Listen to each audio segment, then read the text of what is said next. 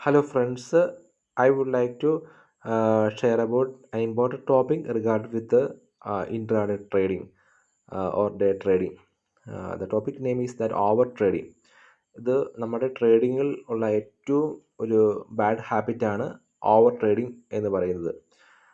നമ്മുടെ ഒരു നല്ലൊരു മൈൻഡ് സെറ്റപ്പ് ഉള്ള ഒരു ട്രേഡർക്ക് ഒരിക്കലും ഓവർ ട്രേഡിംഗ് ചെയ്യാൻ സാധിക്കുകയില്ല.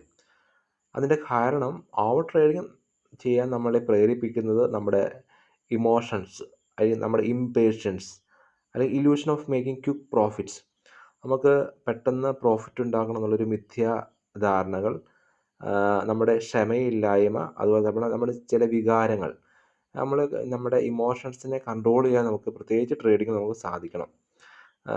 ഒരു ഉദാഹരണം പറഞ്ഞു കഴിഞ്ഞാൽ, ഇപ്പോൾ രാവിലെ നമ്മൾ 9:15 തന്നെ നമ്മൾ ഇൻട്രാഡേ ട്രേഡിംഗ് നമ്മൾ ചെയ്യുകയാണ്. ഏറ്റവും വലിയൊരു മണ്ടത്തരമാണത്. അപ്പോൾ അങ്ങനെ ചെയ്ത സമയത്ത് നമുക്ക് ഉണ്ടായത് നഷ്ടമാണ്. അപ്പോൾ ആ നഷ്ടം നികത്തുന്നതിന് വേണ്ടിയിട്ട് നമ്മൾ അന്നേരം ആ ട്രേഡ് ക്ലോസ് ചെയ്തു. വീണ്ടും നമ്മൾ കുറച്ച് നേരം കഴിയുമ്പോൾ ഉണ്ടായ ലോസ് മേക്കപ്പ് ചെയ്യാൻ വേണ്ടിയിട്ട് നമ്മൾ വീണ്ടും ട്രേഡ് ചെയ്യും.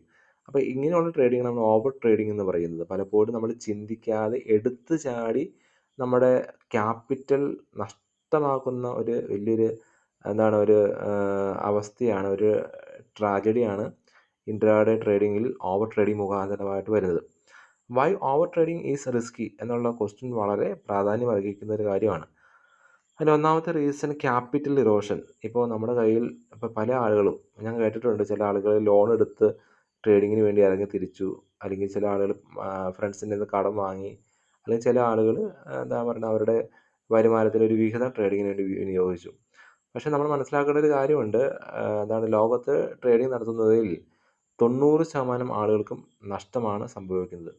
കാരണം അവർ എടുത്തു ചാടി നമ്മളൊരു പ്ലാനിങ് ഇല്ലാതെ, അല്ലെങ്കിൽ നമ്മൾ മാർക്കറ്റിനെക്കുറിച്ച് സ്റ്റഡി ചെയ്യാതെ നമ്മൾ ട്രേഡിംഗ് ചെയ്യുമ്പോൾ നമുക്ക് അവിടെ ലോസ് ഉണ്ടാകുന്നത്, പ്രത്യേകിച്ച് ഇൻട്രാഡേ ട്രേഡിങ്ങിനകത്ത്. അപ്പോൾ അങ്ങനെ ഒരു ക്യാപിറ്റൽ ഇറോഷൻ നമുക്ക്, അല്ലെങ്കിൽ വളരെ വലിയൊരു ക്യാപിറ്റൽ നമ്മളിൽ നിന്ന് നഷ്ടമാകുന്നത് ഇടവരുത്തുന്നത്. രണ്ടാമതായിട്ട്, ഇഗ്നോറിങ് ലോങ് ടേം ഗ്രോത്ത്. നമ്മുടെ ലോങ് ടേം ഗ്രോത്ത് എന്ന് പറയുന്നത് ആണ് സ്റ്റോക്ക് മാർക്കറ്റിൽ നമ്മൾ ചിന്തിക്കേണ്ട ഒരു കാര്യം. അപ്പോൾ അതിനകത്ത് കോമ്പൗണ്ട് ഇൻട്രസ്റ്റ് ഒത്തിരി ഹെൽപ്പ് ചെയ്യുന്നൊരു ഘടകമാണ്.